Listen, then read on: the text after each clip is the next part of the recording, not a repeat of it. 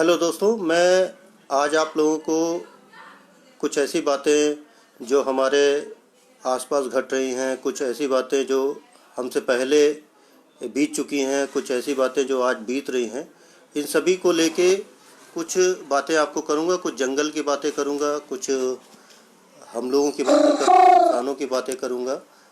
तो इन सारी बातों पे मैं चाहूँगा कि आप लोगों से एक संवाद कायम हो। दोस्तों, हम लोग अक्सर ही बहुत बड़ी चीज़ों को पे ध्यान देते हैं, उनको देखते रहते हैं, लेकिन जो छोटी चीज़ें हैं उन पे हमारी निगाह चूक जाती है। जैसे हम हमेशा जो है हाथी देखते हैं, शेर देखते हैं या बड़ी व्हेल देखते हैं, लेकिन जो छोटे छोटे वायरसेस हैं जो हमारी आँखों से दिखना भी संभव नहीं होता है, जिनको हम देख भी नहीं पाते, वो हमारी ज़िंदगी पे कितना बड़ा असर डालते हैं, कितना ज़्यादा प्रभाव डालते हैं, आज ये हम अपने सामने सब कुछ होते हुए देख रहे हैं। इससे पहले भी जो बैक्टीरिया और वायरस के साथ हमारी लड़ाई हमेशा ही चलती रही है, इंसान और ये सारी जो, लेकिन कभी हमने इसको इतने अच्छी तरीके से अपने जीवन में घटते हुए महसूस नहीं किया था। हमारे पहले की पीढ़ियाँ उन्होंने वायरस से बहुत सारी मुकाबले किए गए थे, बहुत सारी महामारियाँ आई थी, उससे भी मुकाबला किया गया था। लेकिन ये जो कोरोना वायरस जिसको हम आज देख भी नहीं सकते हैं, वो एक पूरी की पूरी दुनिया के लिए इतनी बड़ी समस्या बन जाएगी। ये कुछ लोग तो इसके बारे में सोचा करते थे, लेकिन मैं सोचता हूँ कि ज़्यादातर लोग जो है इसके बारे में उनकी कल्पना से परे था। हॉलीवुड में जो फिल्में बनाई जाती थी उसमें भी इस चीज़ को एक इस तरीके से दिखाया जाता था जिसमें कि ऐसी परिकल्पना आदमी कर तो रहा, लेकिन ये हमारे जीवन में घटने लगेगा ऐसा माना नहीं जाता था। लेकिन आज हम लोग जब बैठ के मैं आप लोगों से बातचीत कर रहा हूँ, तो पूरी दुनिया एक ऐसी वायरस से पीड़ित है, उससे जूझ रही है, उससे निकलने का रास्ता ढूंढ रही है, जिसको जो आंखों से जिसको हम देख भी नहीं सकते। तो एक कहा जाए कि एक तरीके से हम एक अदृश्य दुश्मन से लड़ रहे हैं जो हमको दिख भी नहीं रहा है और हमको हमारी जान भी ले रहा है।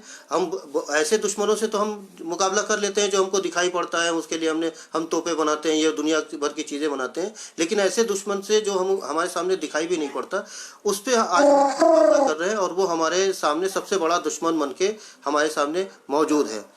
दोस्तों, पिछले 6 महीने में जो पूरे ग्लोब को, पृथ्वी को जो प्रभावित करने वाली जो बड़ी बड़ी घटनाएं हैं, अगर मैं चाहूँगा कि बातचीत शुरू करने से पहले हम एक निगाह उस पर, संक्षेप में एक निगाह उस पर डाल लेते हैं, ताकि आगे जो हम लोग बातचीत करने वाले हैं वो हमारे सामने थोड़ा और ज़्यादा अच्छे से क्लियर हो जाए। अगर पिछले 6 महीने में हम देखें तो इस पूरी दुनिया ने कुछ बहुत बड़ी बड़ी घटनाएं देखी। जैसे अमेज़न के जंगलों में आग, वो एक इतनी बड़ी घटना थी कि वो उससे पहले जो अमेज़न के जंगलों को हम लोग जो है, या आम भाषा में या पर्यावरण की भाषा में ये कहा जाता है कि ये पूरी धरती का फेफड़ा है। पूरी धरती यहाँ से सांस लेती है। पूरी दुनिया जितना कार्बन पैदा करती है वो उस कार्बन को सोख के और वहाँ से ऑक्सीजन पैदा करने में, यानी हमको सांस लेने में एक बड़ा रोल अदा करते हैं। उन जंगलों में आग कितनी बड़ी घटना थी कि वो जब पूरे के पूरे शहर उस धुएं से काले हो गए, लोगों को दिखना बंद हो गया। लोग जो है, एक इतनी बड़ी परिघटना थी पिछले 6 महीने में, ये अमेज़न के जंगलों की आग थी। उसके बाद जो हमने पूरी ग्लोब को प्रभावित करने वाली जो घटना देखी वो ऑस्ट्रेलिया में लगी हुई आग थी। ऑस्ट्रेलिया में हमने देखा कि जो है दिसंबर से आग शुरू होती है और फिर वो पूरा जनवरी का महीना बीत जाता है। वो इतना ज़्यादा फैल जाती है कि वो उनको मतलब वहाँ पे अभी जो अनुमान किया जा रहा है कि मतलब करोड़ों की संख्या में जीव उसमें जल के मर गए। और कितना बड़ा वो जो है वो ये माना जाता है कि वो मतलब हमारे हरियाणा के बराबर का हिस्सा, इतना बड़ा हिस्सा पूरा का पूरा जो है वो जंगल में खाक हो गया। ये बड़ी घटना थी। फिर हम अब अगर पिछले महीने देखें तो एक टिड्डी दलों का हमला हम देखते हैं। जो टिड्डी दल एक बहुत छोटा सा कीड़ा होता है इस साइज का। वो कीड़ा जो है वो पैदा कहीं होता है, वो पैदा कहीं अफ्रीका में हो रहा है और उसका वो उड़ के आके वो कभी पाकिस्तान में फसल तबाह कर दे रहा है, कभी वो हमारे यहाँ पंजाब में फसल तबाह कर दे रहा है, कभी वो राजस्थान में फसल तबाह कर रहा है, गुजरात में फसल तबाह कर रहा है, फिर जो अरब सागर के उस पार वो केन्या में फसल तबाह कर रहा है, सोमालिया जैसे जो ये जो कंट्रीज है जहाँ पे वैसे भी अनाज बहुत अच्छा पूरी की पूरी फसल तबाह कर दे रहा है, छोटा सा कीड़ा। ये सारी बातें जो हम कह रहे हैं, ये इन सब चीज़ों में एक रिलेशनशिप है, सब में एक संबंध है, एक बहुत बारीक तार जो है सब लोगों को आके जोड़ता है। इस पे हम आगे बात करेंगे। दूसरा, पिछले साल की जो घटना है उसमें हमने एक बड़ी घटना देखी कि कुछ जगहों पे ग्लेशियर का अंतिम संस्कार हो रहा है। हमारे यहाँ जब किसी भी कोई भी संस्कृति में जब इंसान मरता है तो उसका अंतिम संस्कार किया जाता है कि उसके अलग अलग तरीके, कहीं पे अंतिम संस्कार के लिए किसी को दफना दिया जाता है, कहीं पे अंतिम संस्कार के लिए किसी को जला दिया जाता है। एक किसी ग्लेशियर का अंतिम संस्कार होगा, कोई एक ग्लेशियर खत्म हो जाएगा, वो मर जाएगा और उसका अंतिम संस्कार किया जाएगा। ये देखने वाले भी पीढ़ी शायद हमारी ही है, हमसे पहले वाली पीढ़ी ने ये सत्य, इसका दर्शन नहीं किया था, ये हमने देखा है। फिर हमने देखा कि ये एक कोरोना वायरस का एक इस तरीके से एक आउटब्रेक होता है और पूरी दुनिया इसकी गिरफ्त में आ जाती है। ये सारी जो घटनाएं हैं, इसके साथ साथ अगर कुछ और छोटी घटनाएं मैं जोड़ूं तो अभी पिछले दिनों 1.5 महीने पहले जो है अचानक ही जब बगदाद के लोग, जो इराक की राजधानी बगदाद में जो है, जब लोग सो के उठे तो उन्होंने देखा कि यहाँ पे स्नोफॉल हो रहा है। बगदाद में कभी स्नोफॉल, वहाँ के लोगों को कभी इसकी उम्मीद नहीं थी कि यहाँ पे स्नोफॉल होने लगेगा। तो उनके लिए सचमुच में ये एक बड़ी हैरत की बात थी कि ऐसा कैसे हो सकता है। उससे पहले के जो रिकॉर्ड बताते हैं कि उससे पहले करीब 100 साल पहले वहाँ पे कभी स्नोफॉल हुआ था और इस बार फिर से स्नोफॉल हुआ। इसके बीच में एक बार 5-6 साल पहले एक बार हुआ, लेकिन वो बहुत हल्का सा जो है ओले जैसे हल्की बर्फ गिरी और तुरंत पिघल गई। इतनी बर्फ कभी नहीं गिरी जितना इस बार वहाँ पे दिखाई पड़ा हो। अगर हम दिल्ली में, मैं एक ऐसे शहर में रहता हूँ दिल्ली में, जहाँ पे साल भर हम खराब हवा में सांस लेते हैं। मुश्किल से 20-25 दिन ऐसे होते हैं जब हवा बहुत साफ़ होती है, जब मानसून बहुत अच्छा आता है, बारिश होती है और तेज़ हवा आती है, तो ये सारा का सारा जो प्रदूषण है उस पूरे प्रदूषण को बहा के ले जाती है। बाकी पूरे साल भर यहाँ पे जो वायु गुणवत्ता सूचकांक है वो हमें कभी 0 से लेके 50 तक वायु गुणवत्ता सूचकांक को माना जाता है कि ये गुड है, और 51 से लेके 100 तक उसे माना जाता है कि ये सेटिस्फैक्ट्री है। तो हमें गुड एयर तो दिल्ली में हो सकता है कि 365 में कोई एक दिन गुड एयर हो, बाकी हो सकता है कि 4-5 दिन जो है वो सेटिस्फैक्ट्री हो। बाकी इसके बाद हम लोग जो है या तो मीडिएट हवा में सांस लेते हैं, या फिर ख़राब होती है, या बहुत ख़राब होती है, या कई बार वो सीवियर हो जाती है, या फिर सीवियर प्लस भी हो जाती है। तो इतनी ज़्यादा बुरी हवा में हम लोग सांस लेते हैं। दिल्ली के तापमान में अगर आप देखें, दिल्ली के मौसम में, तो पिछले दिनों हमको बहुत सारे बदलाव, जैसे एक ही साल के अंदर हमको जून के महीने में जो दिल्ली का तापमान था पालम में, वो 48 डिग्री सेंटीग्रेड चला गया, सेल्सियस चला गया, जो कि मतलब ऑल टाइम रिकॉर्ड था। उससे पहले कभी भी दिल्ली का तापमान इतना, अधिकतम तापमान इतना नहीं गया था। ये पिछले साल जून के महीने की बात है। और पिछले साल दिसंबर के में 30 दिसंबर को इतनी ज़्यादा ठंड थी कि जो मैक्सिमम तापमान था वो 9.4 डिग्री टेम्परेचर 30 दिसंबर को था, जो हिस्टोरिकली सबसे कम टेम्परेचर था। तो एक ही साल में हम देखते हैं कि तापमान सबसे ज़्यादा भी चला जाता है और सबसे लोएस्ट तापमान भी उसी साल में रिकॉर्ड किया जाता है। अभी ये जो महीना मार्च का महीना चल रहा है, इस मार्च के महीने में पूरे इतिहास में जब से मौसम विभाग जब से डाटा कलेक्ट कर रहा है, तब से अभी तक मार्च के महीने में इतनी बरसात कभी नहीं हुई जितनी हुई है।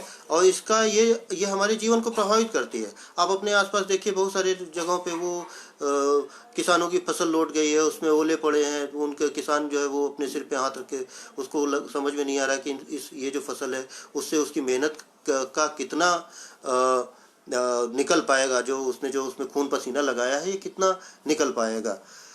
तो ये एक पूरा का पूरा एक दुनिया है जहाँ पे हम देखते हैं कि कुछ ऐसी घटनाएं हो रही हैं जो इससे पहले नहीं होती थी। जो हमको एक बात ये समझनी चाहिए कि ये पूरा जो ग्लोब है, ये हमने भले देशों की बाउंड्री कि ये यहाँ से पाकिस्तान शुरू हो जाता है और इसके बाद ये भारत आ जाता है, यहाँ से पाकिस्तान शुरू हो जाता है। फिर उससे थोड़ा और पश्चिम में जाएंगे तो ये होगा कि ये यहाँ से अफ़गानिस्तान शुरू हो जाता है, और ये अफ़गानिस्तान के बाद फिर यहाँ से ये ईरान शुरू हो जाता है। ये जो बाड़े बंदियाँ हैं, ये जो धरती पे जो सीमाएं हैं, ये सीमाएं हमने क्रिएट की हैं। ये जो हमारी पृथ्वी कुदरत है, जो कुदरत है, वो जो पूरी पृथ्वी का जो मौसम चक्र है, जो हवा का पैटर्न है, वो इन छोटी जो सीमाएं हैं उनको नहीं मानता है। वो इससे अलग हमारी पृथ्वी पे बादल कहीं किसी दूसरी जगह पे बनते हैं, कहीं किसी कहीं पे जो है वो तूफान आता है, डिस्टर्बेंस हो सकता है कि वो मेडिटेरियन सी से जो है उठा हो और वो धीरे धीरे चलता हुआ आए और हमारे यहाँ आके वो हो सकता है कि वो अमन और अरब में कहीं पे वो एक धूल भरी आंधियों का एक तूफान खड़ा हुआ हो और वो हमारे यहाँ आके पूरा पता चला कि हमारे घरों में उसकी धूल पूरी आके घुस जाए। वो अपने साथ बहुत सारा कभी हवा लेके आता है, कभी धूल लेके आता है, तो कभी बहुत सारी नमी लेके आता है। तो ये सारी बाड़ेबंदियाँ हम नहीं मतलब इंसानों की बनाई, कुदरत इन सबको नहीं मानते। कुदरत में अभी भी बहुत सारी चीजें, जब ऑस्ट्रेलिया में आग लगी हुई थी तो उसका धुआं ब्राजील तक में था। जब ब्राजील में आग लगी हुई थी तो उसका धुआं आसपास सारे के सारे जो है वो जो कंट्रीज हैं वो उसके धुएं से जो है उनकी आंखें लाल हो रही थी। कहने का मतलब ये है कि आज हम जिस तरीके से जी रहे हैं, हमारी तमाम पृथ्वी के मौसम को, इन्वायरमेंट को इतने तरीके से इफेक्ट कर रही हैं कि उससे पूरा का पूरा जो मौसम चक्र है, जो सदियों से जिस तरीके से चलता आया है उस तरीके से अब नहीं चल पा रहा। उस तरीके से गर्मियों का मौसम नहीं आ पा रहा है। पहले जिस तरीके से स्नोफॉल हुआ करती थी, अब उस तरीके से स्नोफॉल नहीं हो पा रहा है। ये मौसम का चक्र है। एक एक दिन में अलग अलग जगहों पे अगर हम देखें तो हर दिन एक्सट्रीम इवेंट हो रहा है। एक दिन में इतनी ज़्यादा, जितनी बारिश 10 दिन में होनी चाहिए, अगर वो सारी की सारी बारिश 2 दिन में हो जाए तो क्या होगा? चारों तरफ बाढ़ आ जाएगी, लोग जो है डूबने लगेंगे, हाय तौबा मच जाएगी। यही कारण है कि अब देखिए, पिछले साल जो बारिश का जो चक्र था वो शुरू में आधे समय तक हम लोग ये कहते रहे मानसून लेट हो गया, मानसून लेट हो गया, सूखे की खबर आ गई, लोगों के पास पानी नहीं था, लोग की वो जलाशय डूब गया, लोगों का ये पानी की समस्या है ये।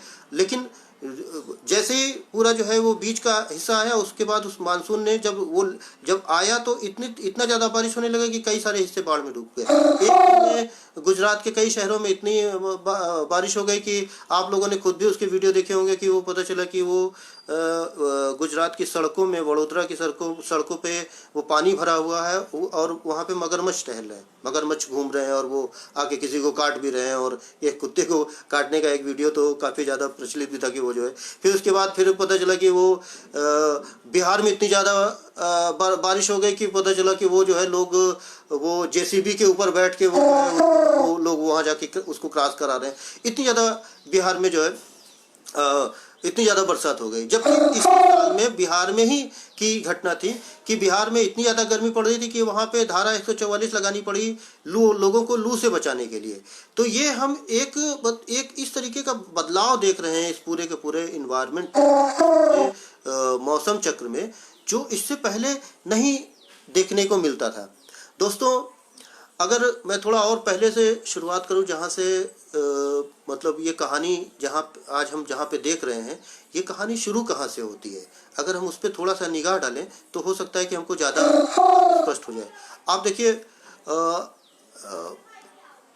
एडॉप्टेशन जो है वो किसी भी जीव के जीवित रहने की मूल शर्त है।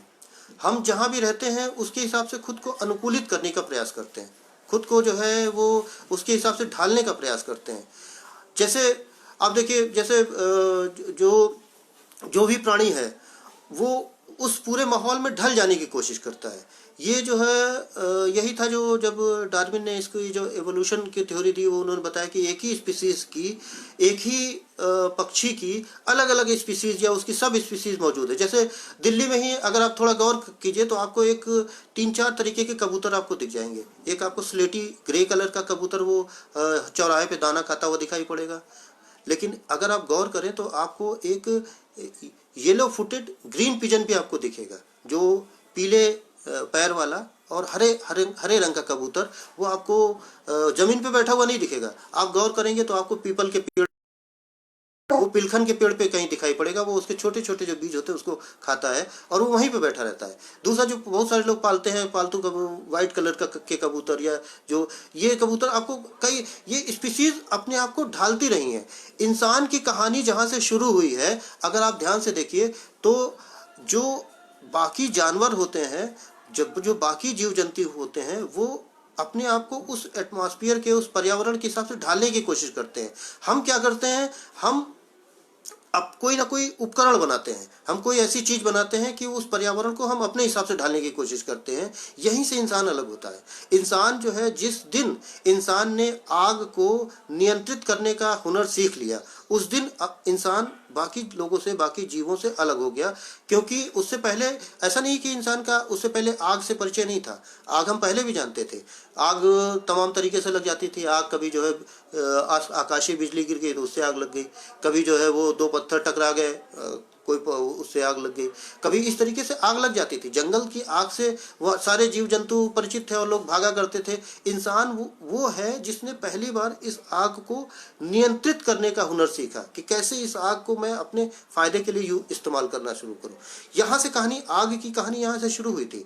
और आग को बुझने नहीं देना है, आग को जला के रखना है, क्योंकि आग ही हमारा सिक्योरिटी है। आग जब तक हम रहेगी तो उस आग से हम जो है उसको जो दूसरे जानवर, जो हमलावर जानवर हैं, उनको भगा भी सकते हैं।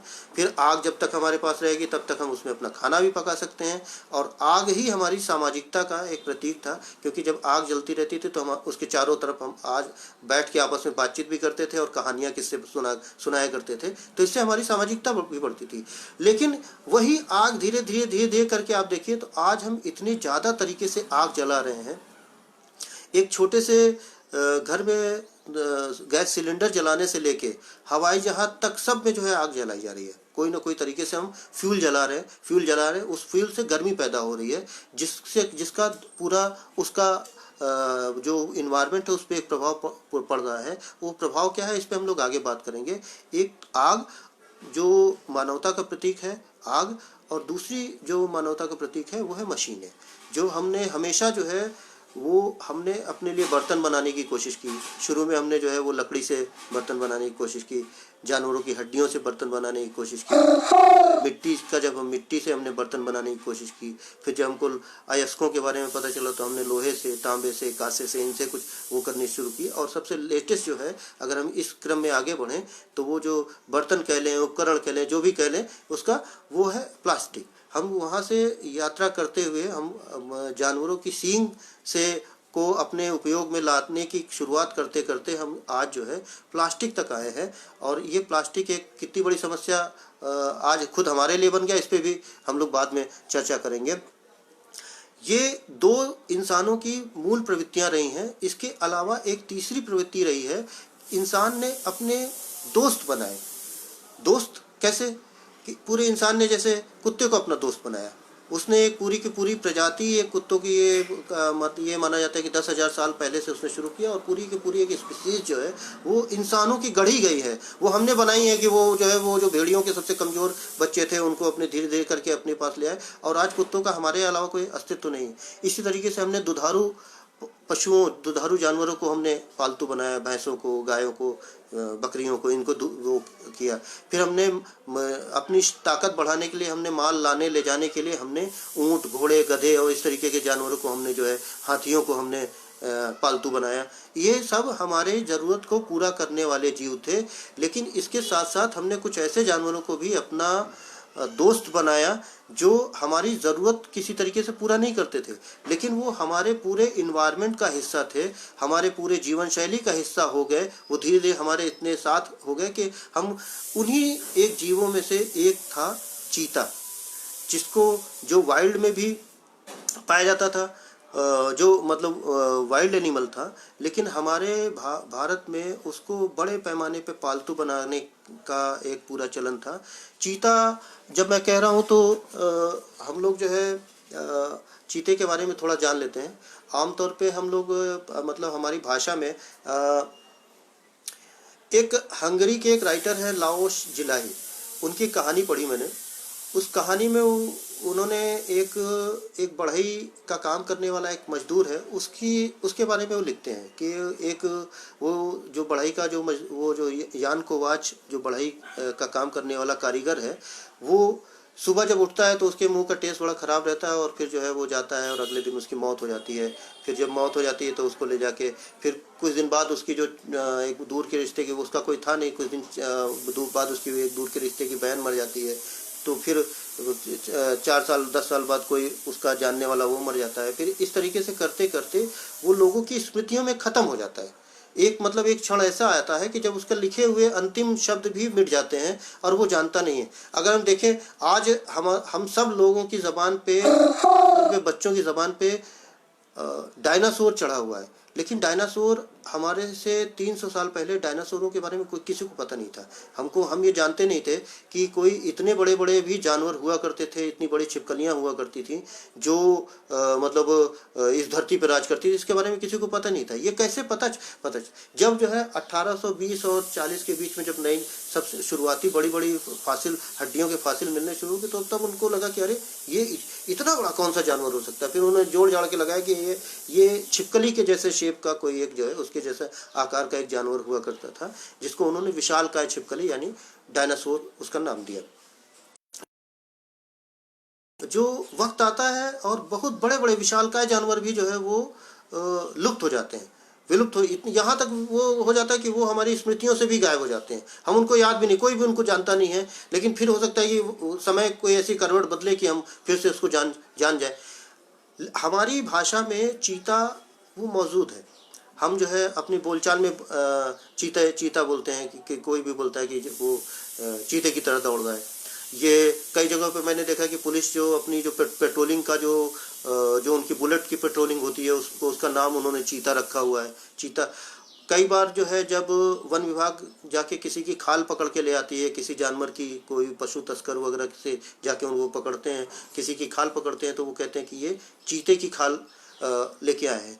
लेकिन ये सब होता क्या है कि हमारे पूरे उसमें हम लेपर्ड में, गुलदार में या तेंदुआ में, ये तीनों एक ही जानवर के नाम है, लेपर्ड, गुलदार, तेंदुआ। इसमें हम कंफ्यूज हो जाते हैं। हम कई बार जो है वो लेपर्ड को चीता कह देते हैं, जबकि चीता एक अलग जानवर होता है। चीता हमारे पूरे भारत के एक बड़े हिस्से में पहले बहुत पाया जाने वाला जानवर था। ये बड़ा अफसोस है कि चीता हमारे यहाँ से विलुप्त हो गया। और इसको विलुप्त हुए भी जो है ये माना जाता है कि 1947 में जब देश आज़ाद हुआ, उसके बाद हमारे जो अंतिम 3 चीते थे वो राजा सरगुजा ने उसको शिकार कर मार गिराया। एक अगर आप इंटरनेट पे भी जाएं तो आपको एक फ़ोटो दिखाई पड़ेगी जिसमें राजा सरगुजा अपनी बंदूक के साथ मौजूद हैं, उनके सामने 3 चीतों की लाश पड़ी हुई है। ये एक तस्वीर आपको दिखाई पड़ती है। उसके बाद से फिर अलग अलग जगहों पे रिपोर्टिंग की गई कि चीते फलानी जगह पे चीता दिखा, ये चीता दिखा, लेकिन उसकी पुष्टि नहीं होती है कि चीता वो क्या।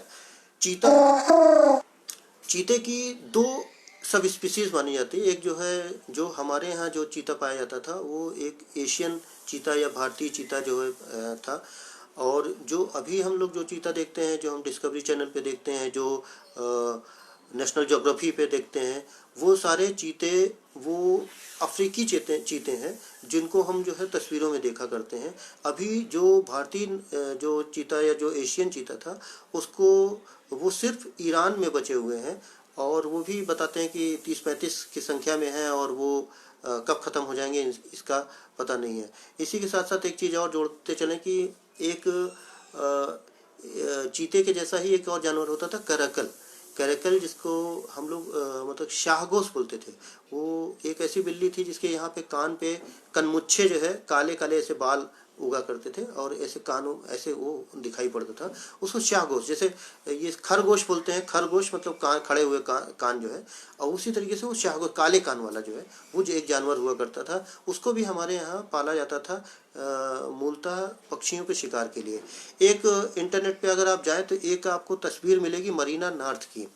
मरीना नॉर्थ 1860 में वो भारत आई थी और उन्होंने भारत के वाइल्ड लाइफ के या भारत के वाइल्ड की बड़ी दिलचस्प तस्वीरें उन्होंने बनाई हैं। एक तस्वीर उन्होंने अलवर की बनाई है, तो उसमें खाट पे वो मंडी लगी हुई है। उस मंडी में जो है अलग अलग खाट बिछी हुई है, और खाट पे जो है कुछ खाट पे वो तेंदुए चीते बंधे हुए हैं, और कुछ खाट पे वो बंधे हुए हैं, क्या कहते हैं, कैरेकल बंधे हुए, शाहगोश बंधे हुए हैं। तो वो ये दिखाता है कि कितना व्यापक पैमाने पे हमारे यहाँ चीते का इस्तेमाल हुआ करता था। मतलब हिस्ट्री में तो यहाँ के कुछ सोर्सेज यहाँ तक कहते हैं कि अकबर के ज़माने में जो अकबर ने करीब 40 साल तक जो है पूरे भारत पर शासन किया था, तो अकबर के अपने पूरे शासन काल के दौरान करीब 1000 चीतों को पालतू बनाया था, ऐसा अलग अलग सोर्सेज कहते हैं। इसी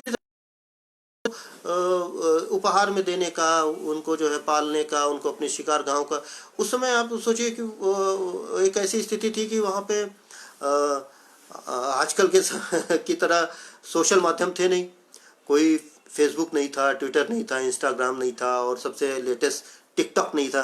तो इसके चलते जो राजा महाराजा और जो राजे रजवाड़े, नवाब, शहनशाह, उनके पास मनोरंजन के बहुत ज़्यादा वो जो है, जब अपनी उकताहट को दूर करने के लिए वो अक्सर ही शिकार खेलने जाते थे, और उनकी बड़ी बड़ी ज़मीनें उन्होंने शिकारगाह के तौर पे छोड़ रखी थी, और वो शिकार खेलने जाते थे। उस शिकार के दौरान वो मतलब जैसे बताया तो जाता उनकी कहानियों में, तो ये आता है कि वो शिकार करने गए और उन्होंने इतने शेर मार गिराए या बाघ मार गिराए, लेकिन असल में या उन्होंने हिरन का शिकार कर लिया, लेकिन असल में वो शिकार उनका खुद का नहीं होता था। जैसे खासतौर पे जो ब्लैक बक है, जो काली मृग है, उसको पकड़ पाने की जो कहें कि सामर्थ्य है, वो हमारे अंदर मौजूद नहीं। हम उसको दौड़ा के नहीं पकड़ सकते, लेकिन जो चीते पाले हुए थे, जिनको हमने ट्रेंड किया हुआ था,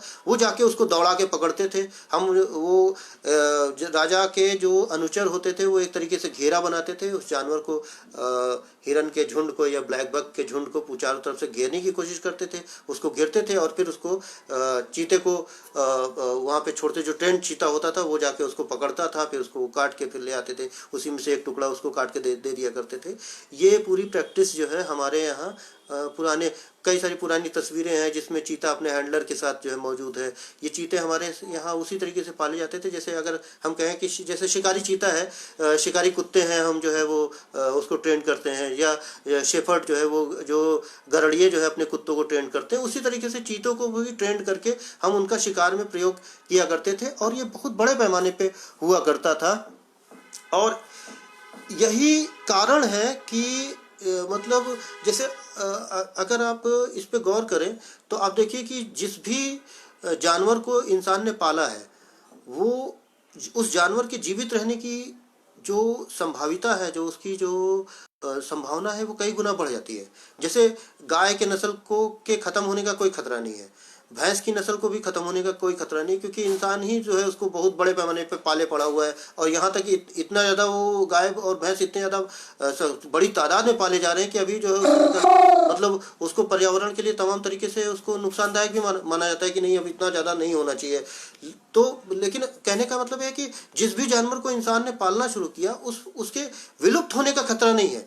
लेकिन चीते के केस में ये एक ऐसा जानवर था जिसको पालना भी शुरू किया और वो विलुप्त हो गया। इसके पीछे क्या कारण था?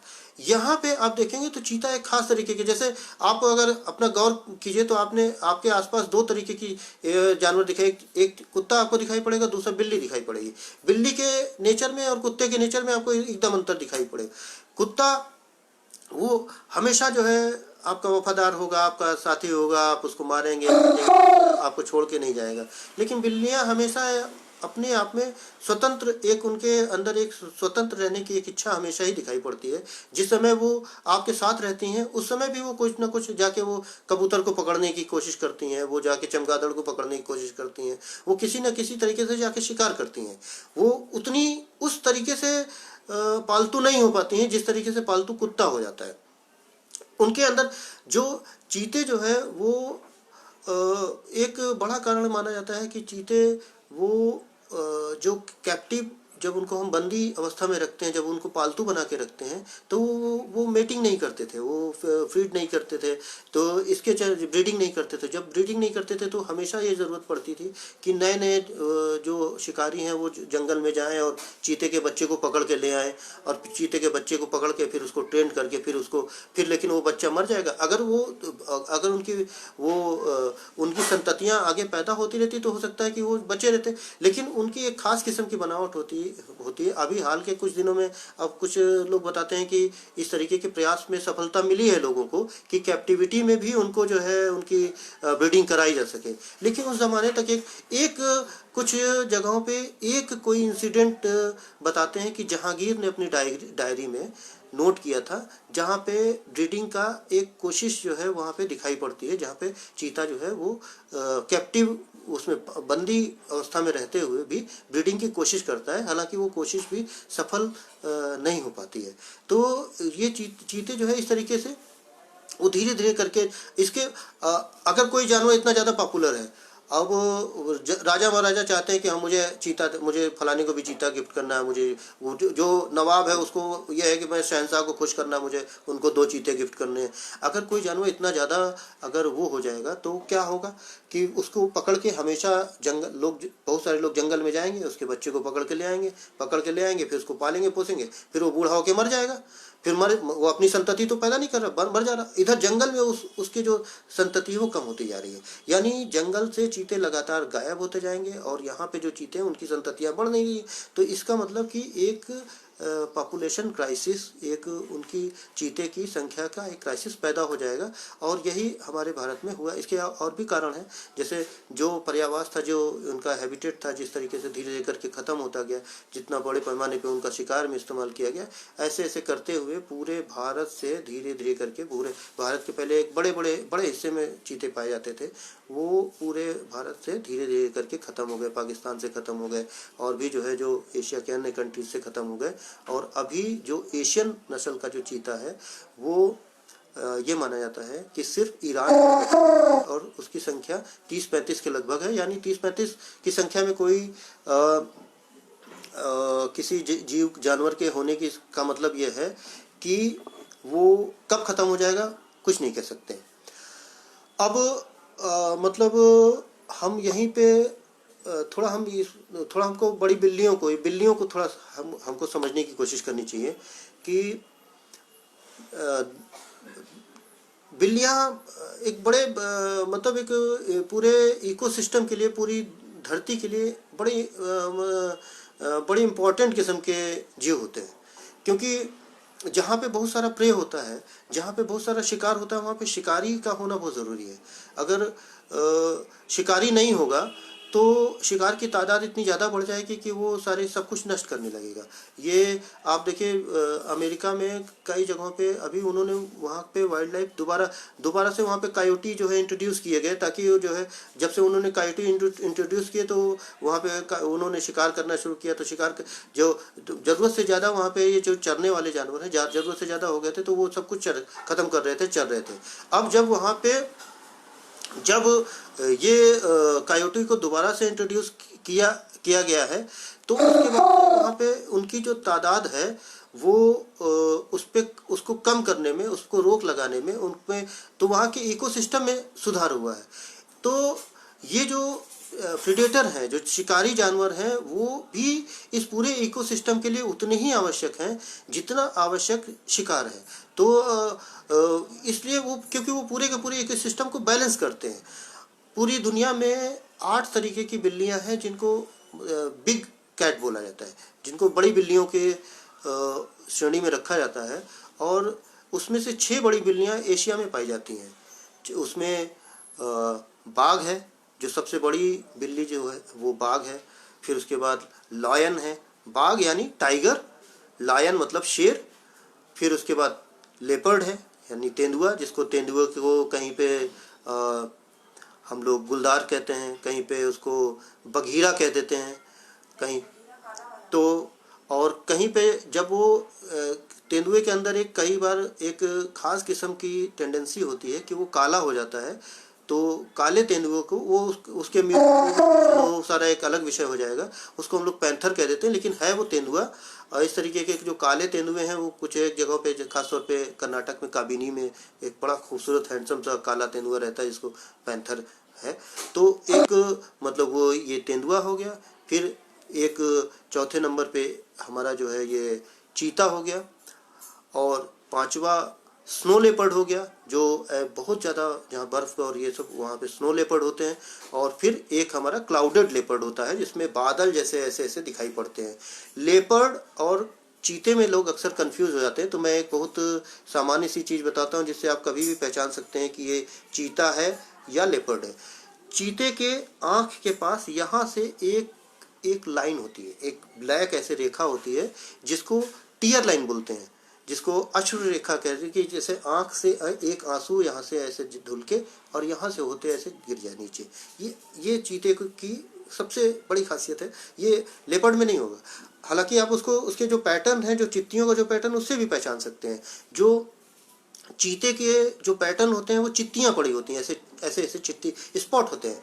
जबकि जो लेपर्ड का है वो हल्की पंखुड़ियों जैसे होते हैं। उनके जो स्पॉट्स होते हैं, अगर आप उनको गौर से देखें तो वो पंखुड़ियों जैसे ऐसे ऐसे बने होते हैं। इसी अगर आप ये इसी तरीके से मिलता जुलता एक जानवर वहाँ भी रहता है अमेरिका में, जिसको जगुआर बोलते हैं। उसकी पंखुड़ियाँ भी होती हैं, उसमें भी पंखुड़ियाँ होती हैं, लेकिन उसकी पंखुड़ियाँ और लेपर्ड की पंखुड़ियाँ थोड़ा सा ज़्यादा, वो उसकी पंखुड़ियाँ ज़्यादा स्पष्ट होती हैं, वो ज़्यादा जो जैसे ज़्यादा गुलाब ज़्यादा खिल गया हो उस तरीके की पंखुड़ियाँ। तो ये 6 टाइप के बिग कैट्स ये भारत एशिया में पाए जाते हैं। मैंने बताया शेर यानी लॉयन, बाघ यानी टाइगर, लेपर्ड यानी गुलदार बघीरा, चीता, स्नो लेपर्ड और क्लाउडेड लेपर्ड। स्नो लेपर्ड यानी हिम तेंदुआ और क्लाउडेड लेपर्ड यानी बादली तेंदुआ। ये 6 तरीके के बिग कैट्स हमारे एशिया में पाए जाते हैं। और ये भारत का एक बहुत ही कहा जाए कि वैविध्यपूर्ण हमारी जो इकोसिस्टम है, ये उसी की खासियत थी कि हमारे भारत में ये 6 के 6 जो बिग कैट्स हैं ये भारत में पाए जाते हैं। दुनिया में कहीं भी ये ऐसा नहीं था कि ये 6 बिग कैट्स पाए जाते हो, ये हमारे यहाँ ही पाए जाते थे। लेकिन इनमें से एक यानी चीता अब हमारे यहाँ से ख़त्म हो चुका है, ये समाप्त हो गया 1947 में। लेकिन अभी भी भारत में आप देखिए, पूरी दुनिया में कहीं भी ऐसा नहीं है जहाँ पे नेचुरल जंगल में जहाँ पे बाघ और शेर दोनों पाए जाते हैं। ये हमारे यहाँ ही भारत में ही एक ऐसा एक देश है जहाँ पे शेर है, एशियाई लायन है, और दूसरी तरफ जो है हमारे अलग अलग जंगलों में टाइगर है, बाघ है। ये कोई किसी और देश में नहीं पाए जाते हैं। अफ्रीका में शेर पाए जाते हैं तो वहाँ बाघ नहीं है, या कुछ अन्य देशों में जैसे साइबेरिया में टाइगर होते हैं या और जगहों पे टाइगर होते हैं, लेकिन वहाँ पे शेर नहीं है। तो ये हमारे भारत का एक वैविध्यपूर्ण जो है ये यहीं पे। अब ये 6 तरीके के बिग कैट्स मैंने बताया कि एशिया में पाए जाते हैं। इसके अलावा 2 बिग कैट्स, दो प्रजातियां बिग कैट्स की वो अमेरिका में पाई जाती हैं, अमेरिकी महाद्वीप, जिसमें से एक दोनों बड़ी पॉपुलर हैं और दोनों का आप नाम सुनते रहते हैं। जैसे प्यूमा आपने बहुत सुना हुआ है, जगुआर आपने बहुत सुना हुआ है। जगुआर लेकिन हम आमतौर पे हम सोचते हैं कि जगुआर जो है वो एक कार का कोई मॉडल, लेकिन वो कार का मॉडल नहीं है। जगुआर एक बड़ा बिग कैट है और बड़ा खूबसूरत सा बिग कैट है। और इसकी बड़ी खासियत है कि ये जो है ये जाके वहाँ पे खास किस्म के घड़ियाल होते हैं, मगरमच्छ होते हैं, उनका भी शिकार, वो पानी में जाके डूब के जो है वो जाके शिकार करता है। बिल्लियों को पानी में तैरते हुए देखना यूँ खूबसूरत होता है। तो ये एक इस तरीके का बिग कैट होता है जगुआर, जो खूब मतलब अपने धब्बे में जो उसकी पंखुड़ियाँ होती हैं वो देखने में तो आपको लगेगा कि जो है वो लेपर्ड जैसी हैं, लेकिन अपने पूरे नेचर में वो बाघ जैसा होता है। एक ये बिग कैट जगुआर और बोलते हैं, या वो पूरे माउंटेन लायन बोलते हैं, वो पूरे अमेरिकी महाद्वीप में एक बड़े हिस्से में पाया जाता है। ये 2 तरीके के बिग कैट्स वहाँ पे हैं। अच्छा, आप अगर इन पे गौर करें तो ये ये 8 बिग कैट्स हैं, ये सब अपने में बड़ी खासियतें संभाले हुए हैं। सबके अलग फीचर्स हैं। जैसे शेर है, वो झुंड में रहता है और एक सामाजिक प्राणी है, उसमें उसका पूरा एक सोशल स्ट्रक्चर होता है। जो बाघ है, वो हमेशा अकेले रहना पसंद करता है, वो घूमेगा अकेले, घूम के वो एकदम भूत की तरह घूमता रहेगा, आपके पास पाँव दबे पाँव पहुंच जाएगा, आपको दिखाई भी नहीं पड़ेगा। वो एक इस तरीके का जानवर होता है। सुंदरवन में खासतौर पे वहाँ पे जो टाइगर हैं वो बड़े तब खूंखार माने जाते हैं, इंसानों के ऊपर अटैक कर देते हैं। यहाँ तक भी कहा जाता है कि वो पानी में डूब के आएंगे और ये कर लेंगे। वो एक खास तरीके का बिहेवियर है, इस पर भी मतलब ये चर्चा से अलग हो जाएगा। तो एक उसका एक खास तरीके का बिहेवियर दिखाई पड़ता है। इसी तरीके से जो लेपर्ड है, आप देखिए दुनिया भर के लेपर्ड बड़े खूबसूरत होते हैं और उनकी एक खास किस्म की उनका फीचर है कि वो पेड़ पे चढ़ जाते हैं और वो उनकी मतलब इतने ताकतवर होते हैं, उनके जो गर्दन की जो हड्डियां होती हैं वो इतनी शक्तिशाली होती हैं कि वो पता चला कि पूरा हिरन और पेड़ पे चढ़ जाना ये आसान नहीं है, ये लेपर्ड ही कर सकता है। ये पेड़ टाइगर को भी नहीं आता है और शेर को भी नहीं आता है।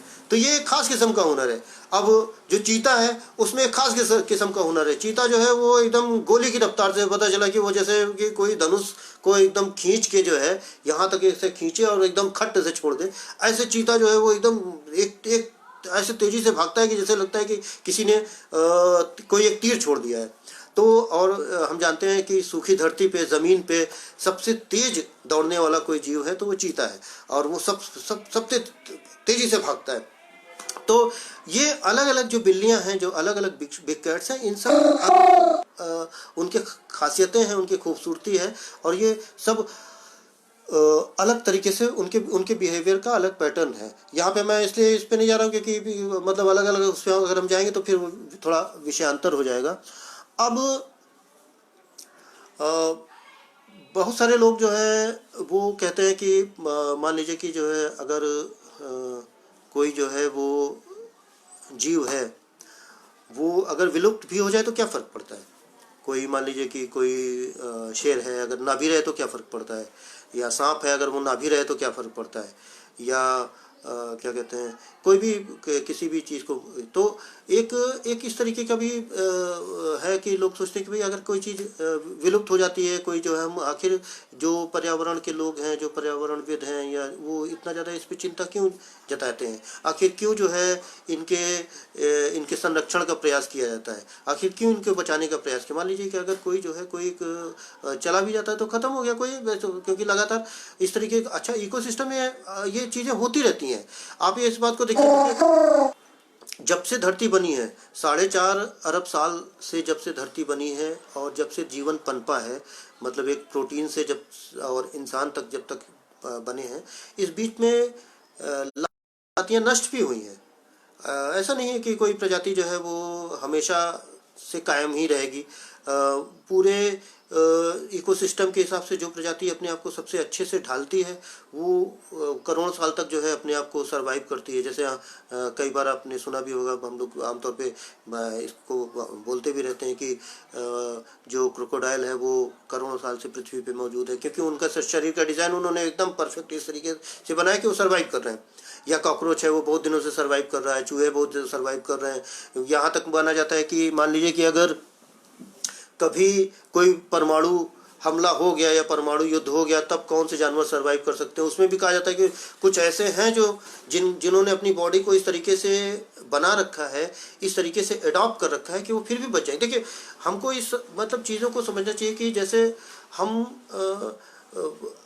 जो है वो अपने नज़रिए को एकांगी ना रखें कि जैसे हम आँखों से देखते हैं लेकिन दूसरे लोग हो सकता है कि आँखों से ना देखते हों। कोई किसी ने अपनी नाक को, अपनी सूंघने की शक्ति को इतना ज़्यादा तेज कर रखा है कि वो पता चला 5 किलोमीटर दूर से ही सूंघ लेता है कि क्या है। किसी ने कोई अपने आँखों से ऐसा रेडिएशन छोड़ता है कि वो आँखों से रेडिएशन के ज़रिए जो है वो जाके वो किसी चीज़ को पकड़ लेता है और ये करता है। सांप जो है वो अपनी जीभ ऐसे लपलपा के देखते हैं कि अच्छा कहाँ पे मतलब क्या चीज़ वो है, वो अपनी जीभ से देख रहे हैं। तो हम जरूरी नहीं कि हर कोई आंखों से देखे, सब लोग अलग अलग किस्म से देख रहे हैं, और पूरा जो है वो उनके देखने का, उनके बिहेव करने का, उनको पूरे ये हमारी जो पूरा जो नेचर है, जो प्रकृति है, वो प्रकृति इन्हीं सब अलग अलग जीवों से, अलग अलग विविधतापूर्ण जीवों से मिलके कंप्लीट होता है। अब अगर इनमें से कोई एक, अगर मान लीजिए कि विलुप्त हो जाता है, कोई चीज़ गायब हो जाती है, तो आप ये सोचिए कि जैसे कि एक नाटक है, अब मतलब शोले पिक्चर में अगर वो जो है वो गब्बर सिंह बोले कि भाई कितने आदमी थे, तो उधर से अगर अगर वो जवाब नहीं देता कि सरदार दो, अगर कोई आदमी ये कहने वाला ना हो तो गब्बर सिंह के इस डायलॉग का कोई मतलब नहीं रह जाएगा। गब्बर सिंह वो कहता रहेगा भाई कितने आदमी थे, उधर से कोई जवाब नहीं आएगा।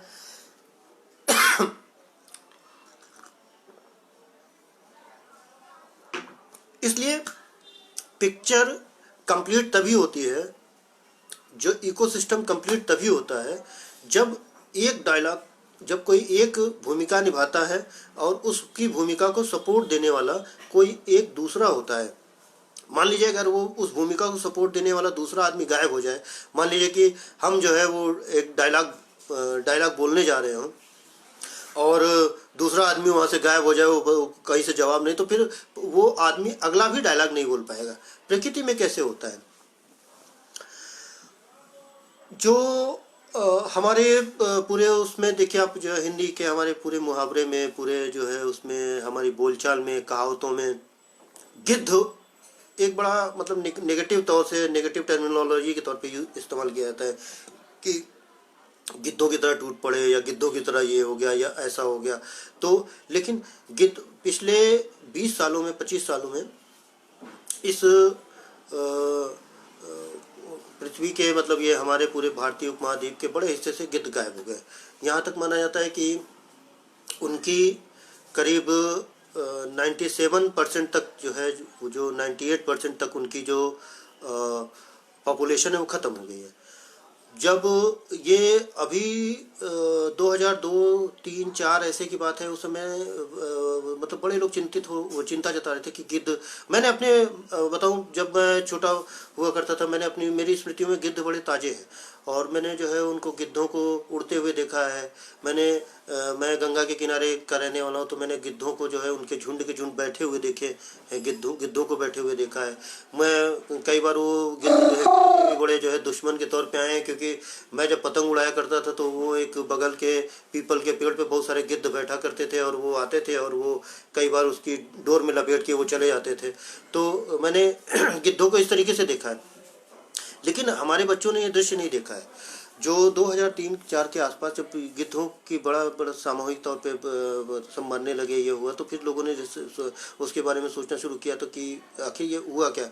तो पता चला कि जो एक डाइक्लोफेनाक जो दवा होती है, जो पशुओं को दी जाती है, वो उस पशु को जैसे दिया गया, और उस पशु ने उसको खाया, उस पशु की मौत हो गई। और अगर उसी पशु का मीट उसने खाया तो उसका किडनी फेलियर या उसके चलते जो है वो गिद्धों की मौत हो रही है। और गिद्ध बड़े तो गिद्ध विलुप्ति के कगार पे पहुंच गए। अभी भी गिद्धों के संरक्षण के लिए कई सारे प्रोग्राम चलाए जा रहे हैं, सरकार की तरफ से कोशिश की जा रही है, अलग अलग संस्थाओं की तरफ से कोशिश की जा रही है कि गिद्धों को बचाया जाए।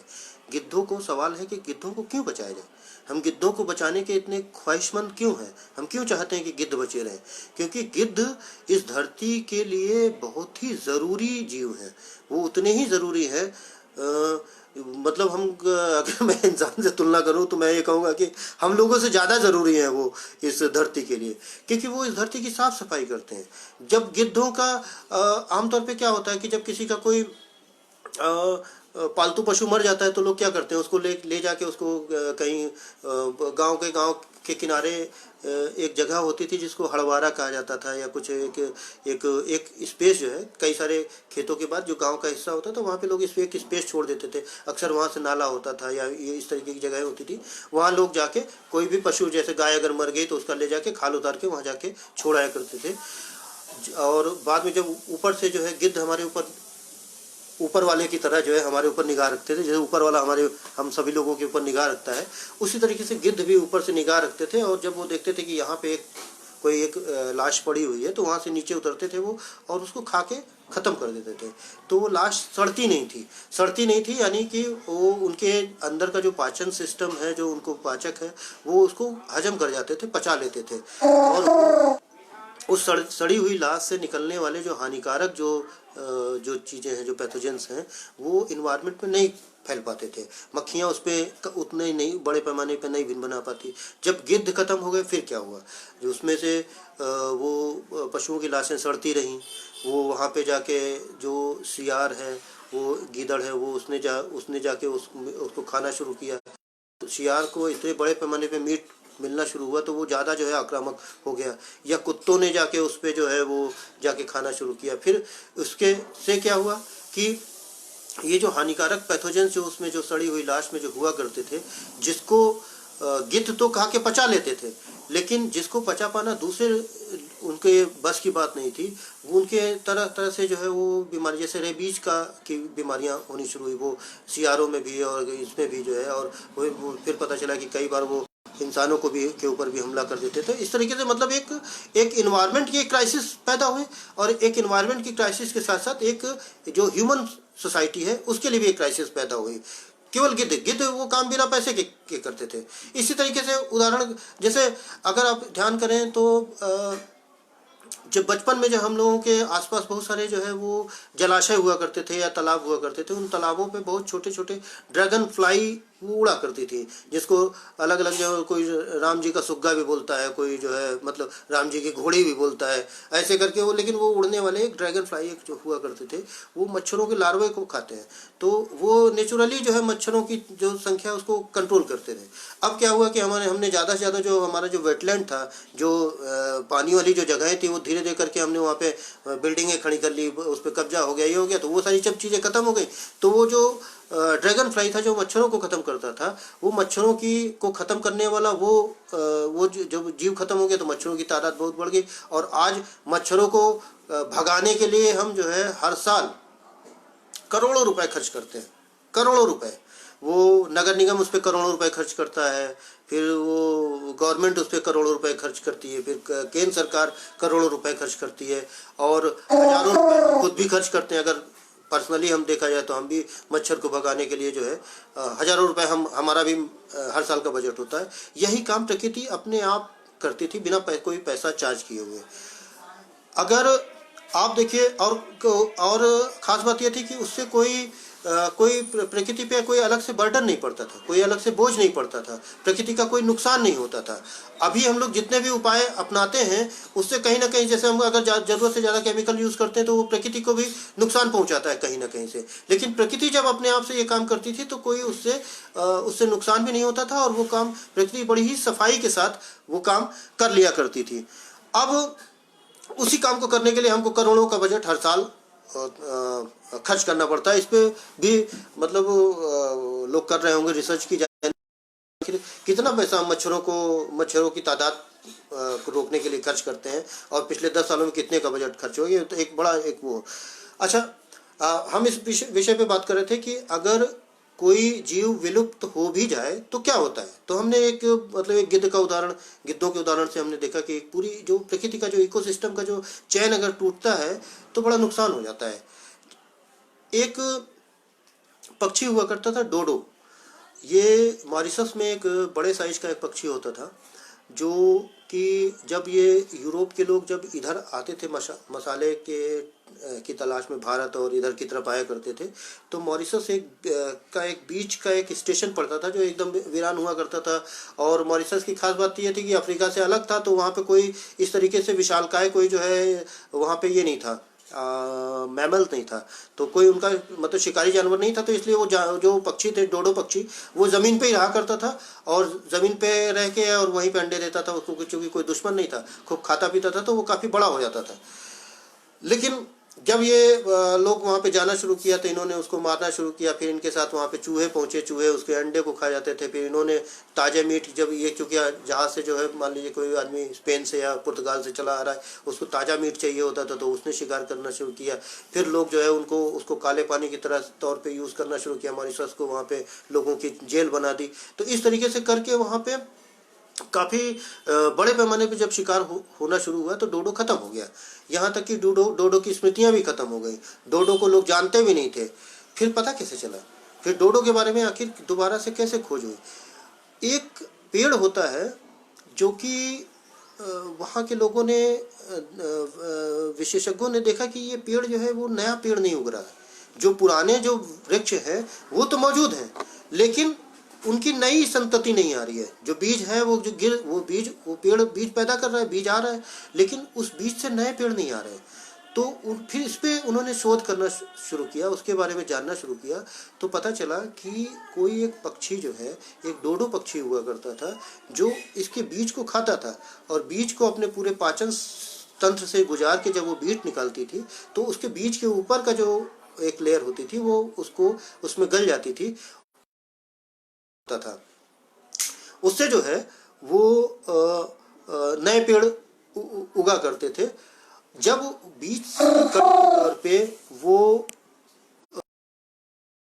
चला गया, जब वो पक्षी जो है गायब हो गया, उसका शिकार करके खत्म कर दिया गया, तो फिर जब उस पेड़ को के बीजों को अपने उसमें से अपने पाचन तंत्र से गुजार के पैदा करने वाला कोई दूसरा जब नहीं रहा, तब फिर क्या हुआ कि उस पेड़ की नई संततियां जो है उसके बीजों से नए पौधे उगने बंद हो गए। और यहाँ तक वो पहुँचा कि वो पेड़ के ही उस पेड़ के अस्तित्व पे ही संकट आ गया।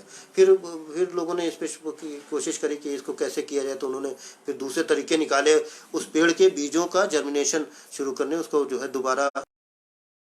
लेकिन एक पक्षी के ना होने से एक कितना बड़ा एक पूरे दरख्त के जीवन पे भी संकट आ सकता है, एक पेड़ के जीवन पे भी संकट आ सकता है।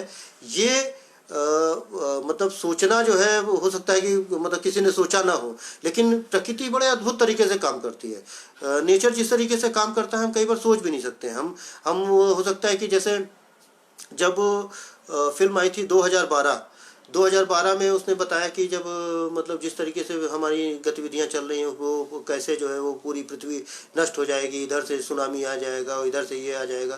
तो प्रकृति जो है वो उन्होंने कल्पना की थी कि जो है कि किस तरीके से ये मतलब उन्होंने एक तरीके से कल्पना की थी, लेकिन जब प्रकृति जब वो काम करने लगती है तो वो एक अलग तरीके से एक्ट करती है। जैसे अभी हम लोग जो है जो देख रहे हैं कि पता चला कि वो कभी टिड्डी दलों के तरीके से जो है वो के तरीके से टिड्डी दलों के रूप में कभी वो अपने आप को एक्सप्रेस करती है, व्यक्त करती है। कभी जो है वो एक वायरस के तौर पे जो है एक्सप्रेस करती है। कुछ उसके दूसरे भी एक्सप्रेशन है, कभी वो जो बहुत ज़्यादा बारिश हो जाती है इससे भी एक्सप्रेस करती है। एक तीसरा अगर हम देखें कि इसी विषय पे बात करते हुए कि अगर कोई भी जीव विलुप्त हो जाता है तो क्या होगा। हम पे पूरी पृथ्वी में अभी जिस चीज़ के सबसे तेजी से खत्म होने का संकट है, ये माना जा रहा है कि इनका एकदम महाविनाश हो रहा है, बड़ी बुरी तरीके से खत्म हो रहे हैं। एक इंसेक्ट जो एक मधुमक्खी एक बहुत छोटा सा जीव होता है और हमारी ख्याल में भी नहीं आता है, लेकिन वो दिन भर मेहनत करते हैं और दिन भर मेहनत करते हैं और वो जो काम करते हैं वो हमारे लिए काम नहीं करते, वो काम अपने हैं, काम पे ही हमारा जीवन टिका हुआ है। मधुमक्खियाँ 2.5 लाख के लगभग पौधों का परागण करते हैं। वो जो है एक जगह का पराग ले जाके दूसरी जगह डालते हैं, इससे जो है उसमें फल आते हैं, बीज आते हैं। यहाँ तक माना जाता है कि हर तीसरा जो निवाला हम खाते हैं उसके लिए हमें मधुमक्खियों का शुक्रगुजार होना चाहिए। मधुमक्खियाँ और बटरफ्लाइज जो तितलियाँ इस पृथ्वी की सबसे बड़ी वो है। पूरे पृथ्वी पे जो मैं ये बात कर रहा था कि पूरा जो नेचर है, जो प्रकृति है, वो अलग अलग तरीके से हमको संकेत दे रही है, घंटी बजा रही है, खतरे की घंटी। वो कभी जो है वो जब ये ऑस्ट्रेलिया में जो आग लग जाती है, वो वहाँ पे पिछले काफ़ी समय से अच्छी बारिश नहीं हो रही तो धरती सूख रही है। वो सूखते सूखते वो इतनी ज़्यादा सूख गई है कि जब एक जगह पे आग लगती है तो वो फिर उसको रोकना मुश्किल हो जाता है। कभी वो आग के जरिए हमको संकेत देती है, कभी वो इतना अनइवन बारिश होती है कि टिड्डी दलों की भरमार हो जाती है। वो इतनी ज़्यादा बड़े पैमाने लगाम लगाना मुश्किल हो जाता है और वो जाके बड़ी मतलब बड़े हिस्से में जाके फसलों को चट कर देती हैं। कभी वो इसके तरीके से प्रकृति इस तरीके से अपने आप को खतरे की घंटी बजाती है। कभी वो कोरोना वायरस, कोई एक ऐसा वायरस जो है वो जो जंगलों में कहीं जाके दुबका रहता है, वो वायरस आके ह्यूमन बायोमास पर घुस जाता है और वो हमारे अस्तित्व के लिए पूरा जो है एक जद्दोजहद शुरू कर दे। तो प्रकृति कभी इस तरीके से घंटी, प्रकृति कुछ अच्छे तरीके से भी, जब ये सब कुछ होता है तो कई बार लगता है कि प्रकृति अपने आप को हील भी कर रही है, वो अपना उपचार भी कर रही है। क्योंकि ये जो पूरी दुनिया में लॉकडाउन जैसी स्थिति बन रही है, भारत जैसे बड़े देश में पूरा जो लॉकडाउन हुआ है, इसके अलावा भी पूरी दुनिया में जहाँ लॉकडाउन नहीं भी है वहाँ पे भी गतिविधियाँ बहुत सीमित हो गई हैं। इस पूरे के पूरे घटनाक्रम के बीच में आप देखिए तो ऑस्ट्रेलिया, ये उड़ीसा के समुद्र तटों पे इस बार 8 लाख के करीब ओलिव रिडले कछुए वो अंडे देने के लिए पहुंचे हैं। अगर इंसानों की गतिविधियां वहाँ पे, टूरिस्टों की भरमार होती, मछुआरे होते, लोग वहाँ पे जाते, इंसान अगर इतने बड़े पैमाने पे, तो हो सकता है कि इतने बड़े पैमाने पे वो कछुए नहीं आते। कोई मतलब अनुमान लगाया जा रहा है कि इस बार 8 करोड़ के लगभग वो अंडे वहाँ पे कछुए ने दिए हैं और वो उन अंडों से ये बड़ा एक देखना बड़ा सुखद होगा कि जब वो बच्चे जो है वहाँ से बाहर निकलेंगे। प्रकृति अपने तरीके से ये कहा जा रहा है कि एक बैलेंस, अभी तमाम जगहों से इस तरीके की फोटोज वीडियोस आ रही हैं कि पता है इंसान सड़क पे नहीं है तो पता चला कि वो कोई एक सीवेट जो है वो सड़कों पे घूम रहा है, या नीलगाय सड़कों पे घूम रही है, या कोई सांबर जो है वो अपनी फैमिली के साथ चला आया हो। इस तरीके से लगातार चीज़ों को दिखाई पड़ रही है। जंगल कथा के पहले हिस्से में, जंगल कथा के पहले भाग में हमने चीता, एक भारतीय जंगल का गुमशुदा शहजादा, ये इस विषय से हमने चीते के ज़रिए हमने बड़ी बिल्लियों की और उन बड़ी बिल्लियों की ज़रूरत की और उन बड़ी बिल्लियों का पूरे इकोसिस्टम पे प्रभाव की और उनके ना रहने से क्या क्या नुकसान हो सकता है, इस पे हमने बातचीत की। उस पर पूरा एक कोशिश करी है मैंने कि लोगों को के बारे में एक जानकारी वो दी जाए। जंगल कथा का जो दूसरा भाग है वो सोन चिड़ैया पे के बारे में केंद्रित है। वो पहले अभी जंगल कथा मेरे ख्याल से आप लोगों के हाथों में 1-2 महीने में आप लोगों के हाथों में होगी। उसके बाद दूसरा पार्ट सोन चिड़ैया। सोन चिड़ैया एक ऐसा जानवर है, एक ऐसा पक्षी है। सोन चिड़ैया हम लोग सुनते बहुत हैं। सोन चिड़ैया यानी गोदावण यानी ग्रेट इंडियन बस्टर्ड एक ऐसा पक्षी है जिसको भारत का शुतुरमुर्ग भी कह सकते हैं, जो भारत का सबसे बड़ा पक्षी है। एक समय में जब ये हो रहा था कि भारत का राष्ट्रीय पक्षी किसको होना चाहिए, तो उस समय ये मोर के साथ सबसे ज़्यादा प्रतिद्वंदिता में था। ये माना जा रहा था कि हमको ग्रेट इंडियन बस्टर्ड को या गोदावण को या सोन चिड़ैया को हमको अपना राष्ट्रीय पक्षी बनाना चाहिए। और बड़े अफसोस की बात है कि अब हमारे भारत में मुश्किल से 100-150 या 200 के करीब जो है सोन चिड़ैया बची हुई है और ये एक बड़ा ही अद्भुत पक्षी होता है। और इसके बारे में हम लोग जंगल कथा के अगले भाग में हम लोग जो है इस पे बातचीत करेंगे, इस पे किताब होगी ये। और आप सभी लोगों ने मुझे सुना के साथ, इसके लिए मैं आप लोगों का बड़ा आभारी हूँ, शुक्रगुजार हूँ। कुछ लोगों ने कुछ बातें नीचे लिखी हुई हैं, लेकिन मुझे लग रहा है कि इसमें उन बातों का जवाब देना संभव नहीं होगा। आप लोग जो है इस पे आगे जो भी सवाल रहेंगे, मुझसे लगातार संवाद में है, कहीं भी आप सोशल माध्यम में आप मुझसे जो भी जानना चाहते हैं मुझसे पूछेंगे, मैं उसको उसका जवाब देने की कोशिश करूँगा। वाणी प्रकाशन का मैं शुक्रिया अदा करता हूँ कि उन्होंने एक ऐसे दौर में जब हम लोग जो है अपने घरों में खुद ही ताला बंद करके रहने के लिए मजबूर हो गए, तब उन्होंने एक प्लेटफॉर्म ऐसा उपलब्ध कराया, एक ऐसे माध्यम उपलब्ध कराया जिसके ज़रिए हम एक दूसरे से संवाद भी कर सकते हैं और एक दूसरे से जानकारियाँ साझा कर सकते हैं, अपनी चिंताएं साझा कर सकते हैं। इसके लिए मैं वाणी प्रकाशन को भी बहुत धन्यवाद अदा करता हूँ। आप सब लोगों ने बड़े धैर्य के साथ मुझे सुना, इसके लिए भी मैं आप लोग का बहुत आभारी हूँ। धन्यवाद।